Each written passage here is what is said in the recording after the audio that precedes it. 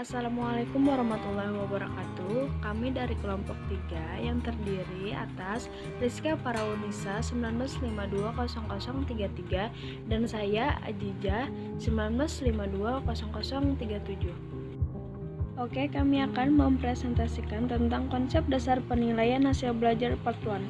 A. Pengertian penilaian hasil belajar. Pertama adalah penilaian hasil belajar peserta didik merupakan sesuatu yang sangat penting dan strategi dalam kegiatan belajar mengajar. Hasil belajar adalah kompetensi atau kemampuan tertentu.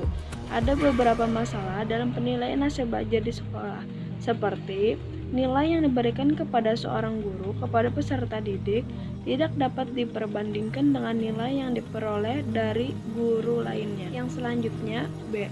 Fungsi penilaian hasil belajar, seperti menggambarkan seberapa dalam seorang peserta didik telah suatu kompetensi tertentu, seperti mengevaluasi hasil belajar peserta didik.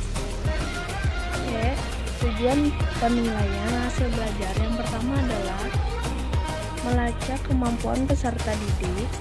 Yang kedua, mengecek ketercapaian kompetensi peserta didik. Yang ketiga adalah mendeteksi kompetensi yang belum dikuasai oleh peserta didik. Yang keempat adalah menjadi umpan balik untuk perbaikan bagi peserta didik. D. Manfaat penilaian hasil belajar. Yang pertama adalah mengetahui tingkat pencapaian kompetensi selama dan setelah proses pembelajaran berlangsung. Yang kedua adalah memberikan umpan balik bagi peserta didik agar mengetahui kekuatan dan kelemahan dalam proses belajar. Yang kedua adalah jenis-jenis penilaian hasil belajar. Yang pertama adalah menginformasikan atau menyampaikan silabus mata pelajaran. Yang kedua adalah mengembangkan indikator pencapaian KD. Yang ketiga adalah mengembangkan instrumen dan pedoman penilaian. Yang keempat adalah melaksanakan penilaian. Dan ada juga penilaian oleh pendidik meliputi kegiatan sebagai berikut, seperti mengolah hasil penilaian, mengembalikan hasil pemeriksaan pekerjaan peserta didik, dan yang lain-lain. Dan ada juga penilaian oleh satuan pendidikan sebagai berikut. Contohnya itu ada 8, seperti pada PPT yang kita tunjukkan, tapi kita akan menyebutkan beberapa penilaian oleh satuan pendidikan. Contohnya itu seperti menentukan kriteria ketuntasan minimal KKM, mengordinasikan UTS, UAS, dan UKK,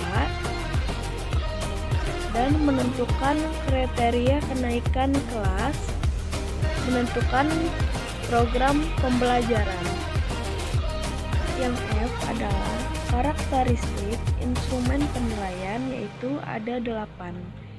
Ada bermacam-macam karakteristik instrumen penilaian sebagai berikut. G. Menentukan kriteria ketuntasan minimal KKM. Yang pertama adalah pengertian KKM, yaitu adalah ketuntasan minimal KKM adalah ketuntasan belajar yang telah ditentukan oleh satuan pendidikan melalui prosedur tertentu. Yang kedua adalah fungsi KKM. Yang ketiga adalah prinsip penetapan KKM. Yang keempat yaitu langkah-langkah penetapan KKM. Yang kelima adalah langkah-langkah penetapan KKM cara 1 dan cara 2. Langkah-langkah pelaksanaan penilaian. Yang pertama adalah penetapan indikator pencapaian hasil belajar. Yang kedua adalah pemetaan standar kompetensi inti, kompetensi dasar, indikator, dan teknik penilaian. Yang ketiga adalah menyusun instrumen penilaian. Selanjutnya adalah teknik penilaian hasil belajar.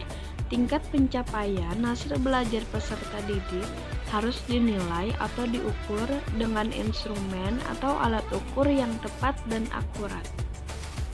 Yang terakhir adalah skala penilaian adalah salah satu bentuk pedoman observasi yang dipergunakan untuk mengumpulkan data individu dengan menggolongkan, menilai, tingkah laku individu atau situasi dalam tingkatan-tingkatan tertentu.